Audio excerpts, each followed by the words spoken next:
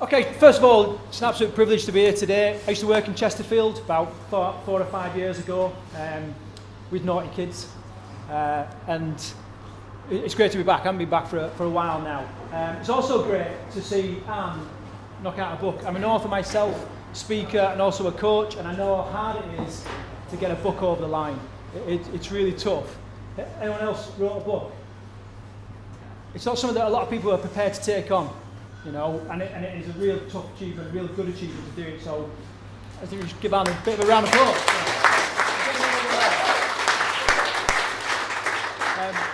Okay, so my talk today, I called it Move or Die, which sounds pretty extreme, but it's, in some respects, quite an extreme talk. A little bit about my background.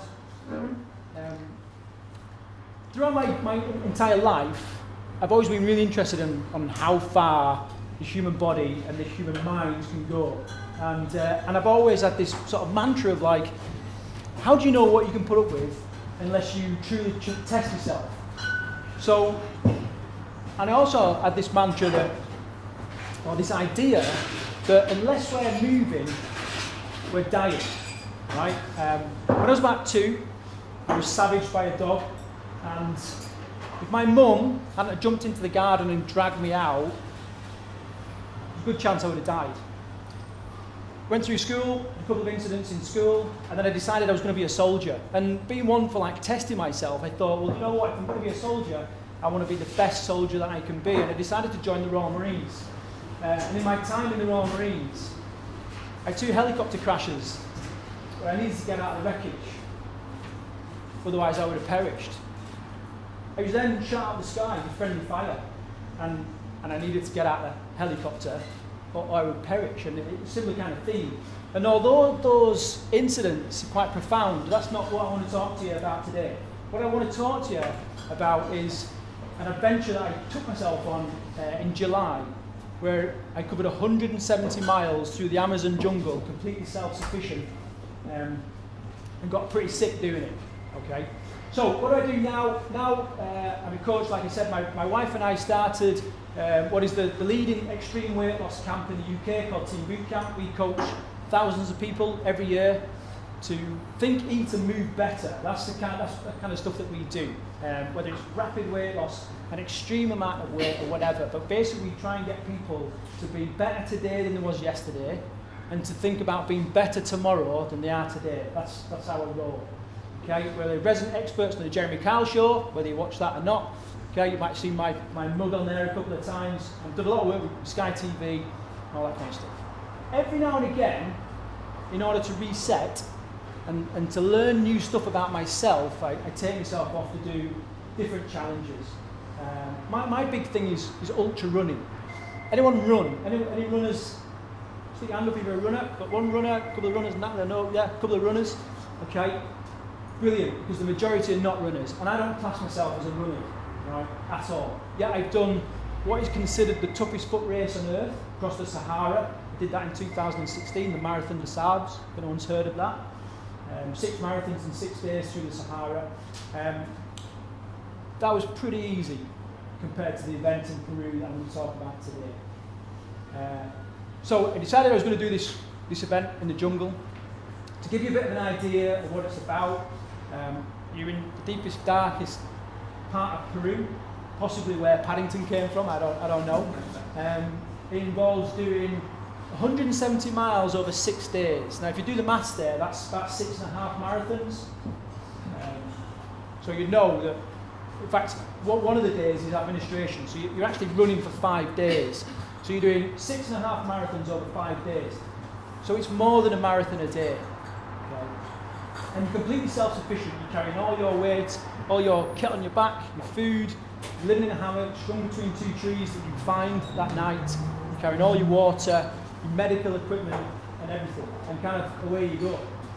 So anyway, start off with you fly out to Peru, and what I didn't really appreciate was that, and if, you may not know this, but Peru is at altitude. And I never really considered altitude and the effect it might have, but when I got off the plane in Peru, straight away I become quite sick with altitude sickness, to the point where everybody else was off and they were buying little extra snacks for the race and all this kind of stuff. And I was like, I don't have to go to bed. And I basically went to bed and I slept for 14 hours. Headaches. I felt like the floor was moving underneath me. You know, I don't know if anyone's suffered with altitude sickness before, but it proper kicked me in the nuts.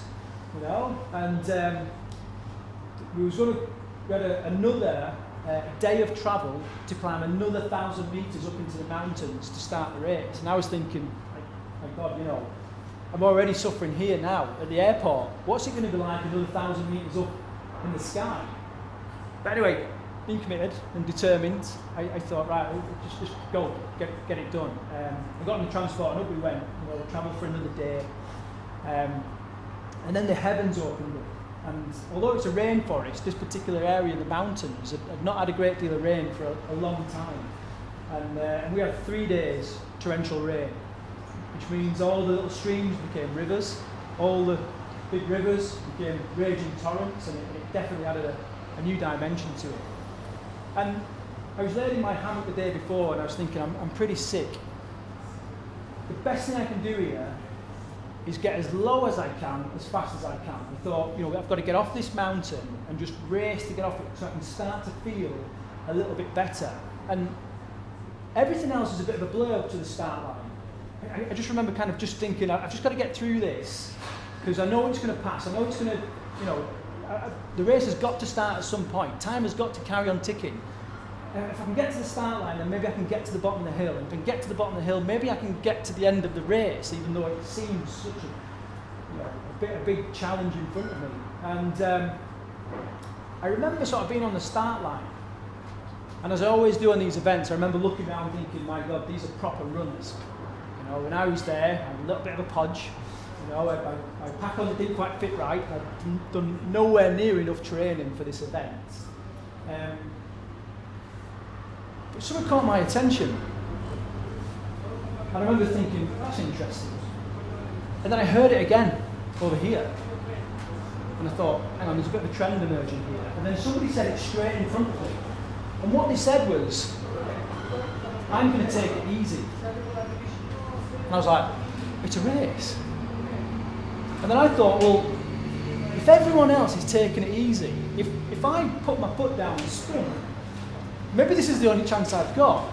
And when I'm thinking about it now, in a logical state of mind, I'm thinking, you absolute crackpot. But then it seemed like a really, really good idea. So the guy did the race brief, and he basically said, right, day one, it's just over a marathon distance, okay?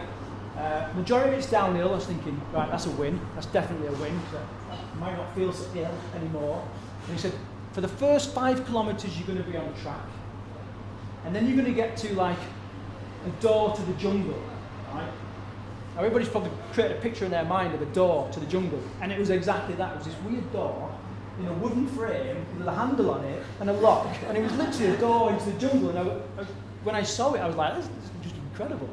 But I thought, if I can get through that 5K to the door to the jungle, I'll then be, you know, 1 or 2 in the order when it starts getting a bit more technical. And I thought, I don't want to be on the jungle trails when everybody else has been through it and mudded it up. You know, I don't want to be sort of having to try and get past people if the trail's quite narrow. And I thought, my best shot is to give me all this 5K, get to the door, and then kind of settle it down. As he went on with the race brief, he said, you're going to hit the bottom of a ravine, across a river, you're going up the mother of all hills. And I was like, no. A hill where you think you're going to shit out alone. You get to the top, and after that, it's downhill along a track for the rest of the distance. And I thought, right, I've just got to get to the door, through the river, up the hill, and then go down the track, and I'll be home. And day one done. Perhaps I'll feel better. And that was my race strategy for day one. So I set off, and I absolutely blitzed the first 5K. And I could hear people laughing behind me, thinking, what the hell is he doing, you know? But I thought, this is the only thing I can do right now, because the longer I'm up there in altitude, the sicker and sicker I'm getting.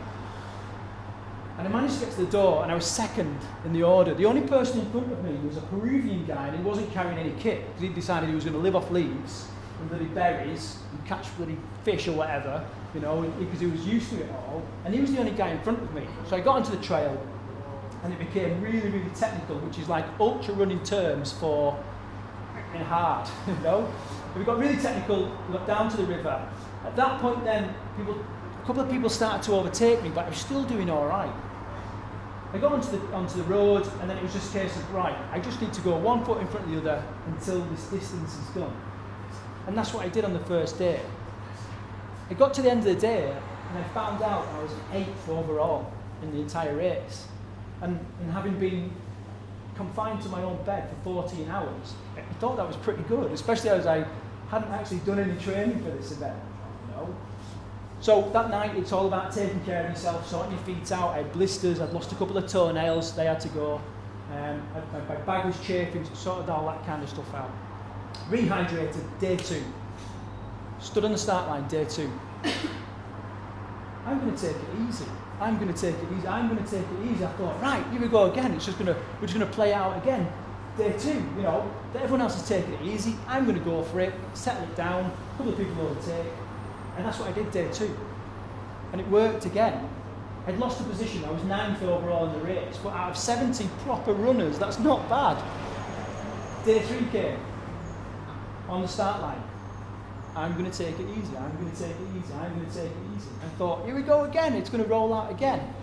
It absolutely kicked my ass. But the strategy didn't work on day 3. Day 3 was pretty hard. It really, really taxed me because all of a sudden, gravity was helping me before, but now it became incredibly undulating through the jungle. And the jungle, if anyone's been to the jungle, you'll know that it's basically mountains covered in trees. You know? So in effect, you're running up and down mountains and there's just trees everywhere. And everything wants to sting you, bite you, scratch you, eat you. The area that we was in was called Jaguar Alley. And there's a more dense population of jaguars, the largest cat outside of Africa in the world, there than anywhere else in the world. And I don't know if you know about jaguar, but the jaguar's actually got the strongest bite of any big cat. Bites through alligators' heads. You know, so there's jaguars out there, big snakes out there, everything. You know, I remember getting to a log that I had to kind of scramble under, and there was like the biggest wasp I've ever seen in my life, just sort of, you know, had tattoos on its bloody hands, you know, loving hacks. It had lost a finger, you know, and it was like, oh my God, and it was a bit of a standoff with this what I now know to be a hornet, and I was like, I've got to go through the log, you know, so one of us is getting out of the way. There was stuff like this that he was dealing with all the time. I remember brushing up against a tree and thought nothing of it. And I looked down at my arm and I had a nest of baby spiders on my arm. And they were all snaffling away at my skin. And I was like, and I had to run, get it in the water to get all these little spiders off. You know, all sorts of different stuff. I got pelted. I got fruit thrown at me by a troop of monkeys as I was running along, and I was like, do you know how sick I was when I got here? You know, and it just felt like the jungle was taking the mickey out of me. And day 3 really took its toll.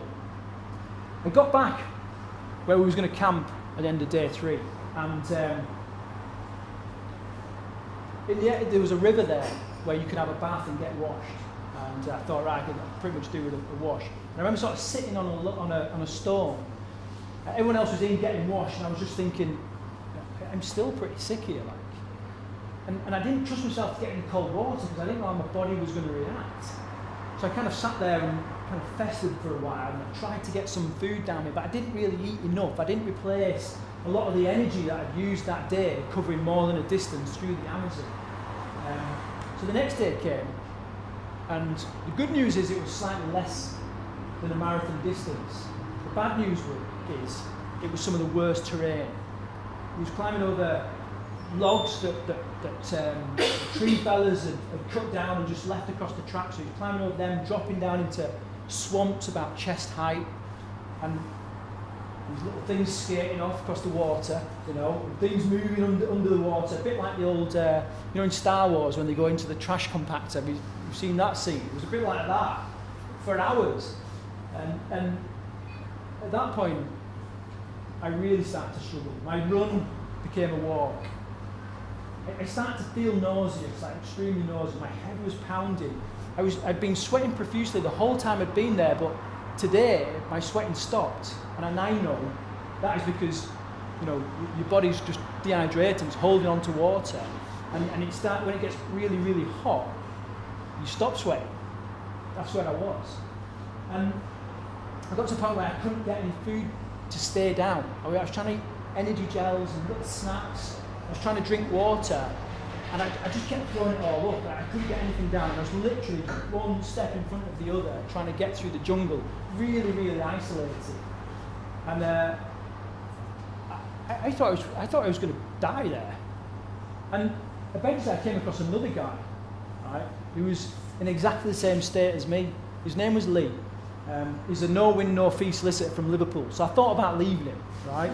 But I thought, no, being human, I've got to take care of him. And I started chatting to him, and he basically said, I need energy. I need some energy.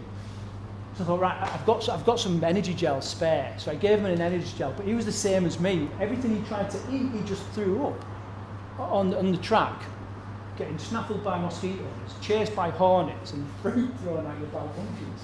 It was horrendous. And what I now know is that when your body is in a state of severe dehydration, the signals that is sent by that dehydration, the body translates it as if you've been poisoned. And because it feels you've been poisoned, that is why you expel everything and you can't keep anything down.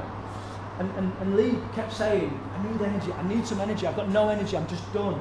And I was like, mate, we're trying to eat, we can't eat, we're not keeping anything down. And I had this bit of a realization where I was like, we're not getting any energy in. Therefore, the only thing we can do is find some energy inside us. That's all we can do. And I had this realization that energy isn't given. No, we don't go and collect energy. Energy is released. We release energy. And this drive inside me was like, Craig, you've just got to keep moving. If you don't move right now, you are going to die on this shitty track in the middle of the Amazon, getting fruit thrown at you by monkeys next to a scouser. That was the thing that hurt. Okay? And so I thought, I've got to move. And so I took a step, and then I thought, now I've just got to keep going. It's just another step. And I started stringing steps together, and I started moving again gradually, and thinking, I'm not going to be that guy that everyone laughs at because they told me not to go to Peru, like my mum. When I told my mum I was going to Peru, she was like that, are you mad? You're going to get your head shrunk and bloody all that. And I didn't want to be that guy. And then I turned at Lee, and Lee was still on all fours, throwing up. And I thought, I've got to get him going. I've got to release some energy from him. And so I basically started abusing him. I basically started shouting and bawling at him and really insulting him until he got really angry with me. And I said, right, if you can shout at me, Lee, you can walk. And we basically started this process of just limping and just kept moving forward. When I got to the camp at the end of the night, I needed a drip. The trouble is, if you get any kind of medical intervention on these races, you get a time penalty. I found out I was 6th overall in the race, despite what had happened that day. And I was like, I can't have the drip. I can't have that. I'm not having a 2-hour penalty. I need to try and get through this. And we stayed at a weather station up in the mountains, and there was a little bit of mobile phone signal. And I just managed to phone my wife, Paula, which some of you have met. And I'm starting to well up now. And I was just on the phone, and I was just like bawling my eyes out, saying, I'm really struggling, I'm really ill, I need this drip. And she was like that, but you're doing so well. And she's really spiritual, right? Really spiritual. The angels does everything for her, even the DIY in the house, surprise you. And she said, Craig, I'm sending you wings. I've been sending you wings. Can you feel them? And I was like, yeah, I can feel them, And that was another little bit of energy. So I thought, right, hang on, I just need to slowly start replacing some of the energy that I've used up. And the only thing I could keep down was chicken soup.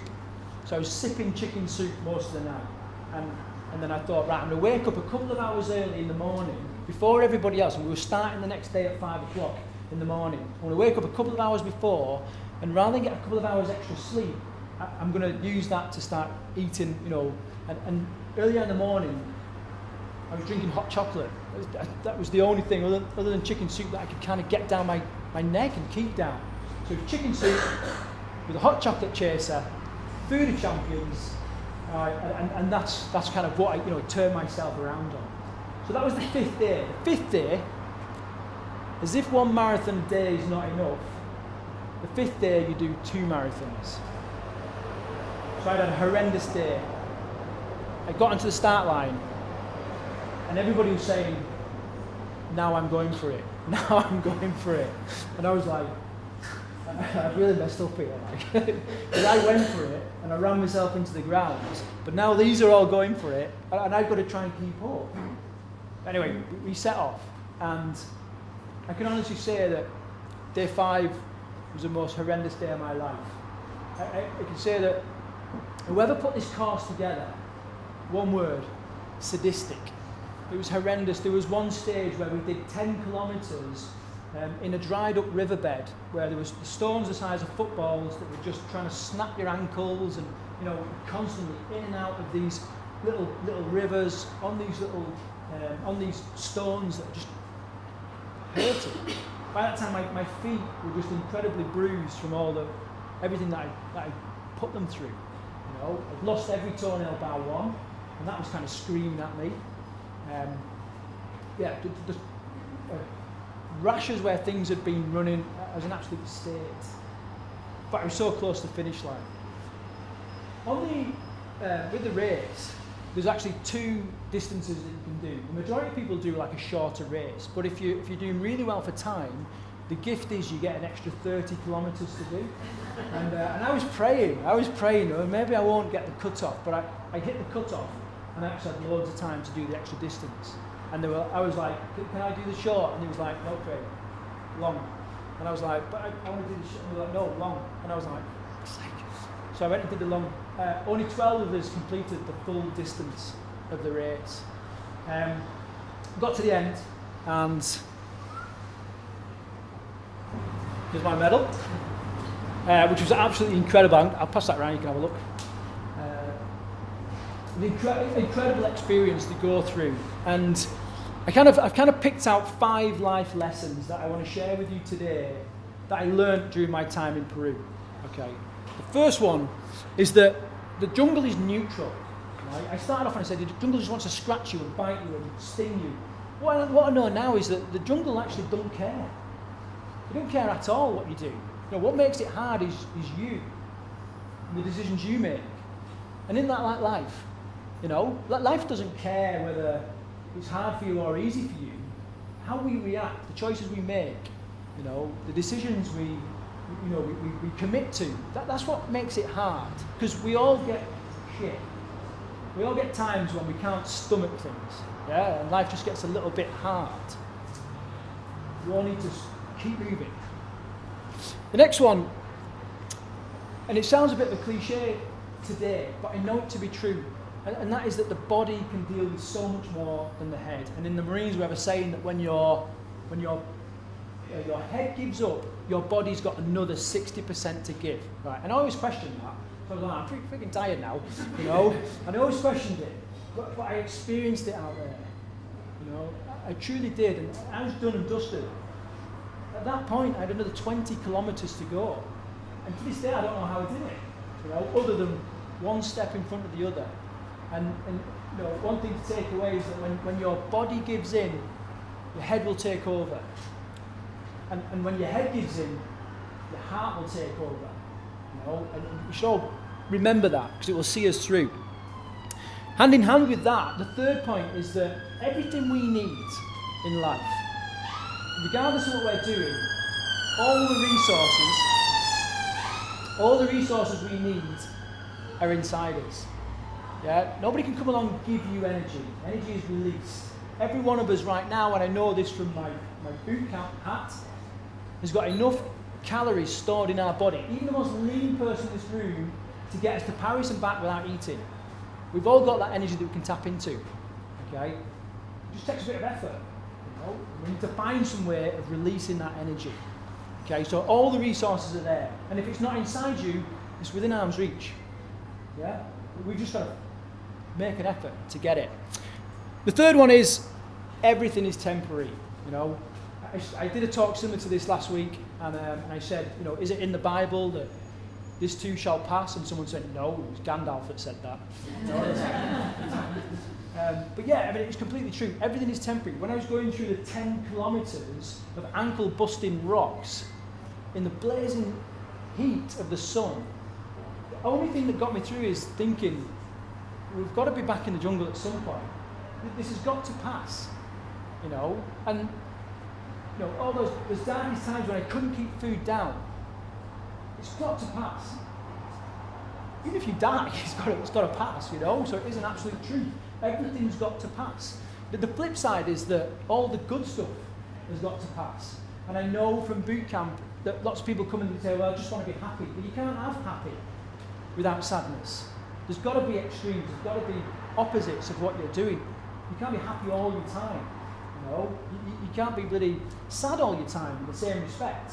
Everything's going to pass. Whatever hardship you're going through right now, and life might be chucking some real fruit at you right now, you know, it will pass. It's got to pass. Okay, so remember that. And then the last one is, if you're not moving, you're dying. If you're not moving and progressing, you're dying. You know, look at your homes. Think about your homes. We have a living room. We don't live in our living rooms. We sit and watch shit TV, eating shit food, and we are dying. People are not living longer.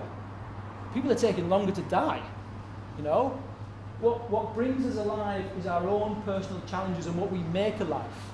And I don't expect everybody to go off to the Amazon and run 170 miles through the Amazon, although I believe every one of us can and should. But I wonder what your challenge might be. You know, how are you going to challenge yourself? It could be a park run. It could be just going to the gym, something that's mega out of your comfort zone, but just some kind of challenge. Because here's a quote that I always remember: irritated oysters make pearls. Until we get friction, until we're tested and challenged, we can't make jewels out of our lives.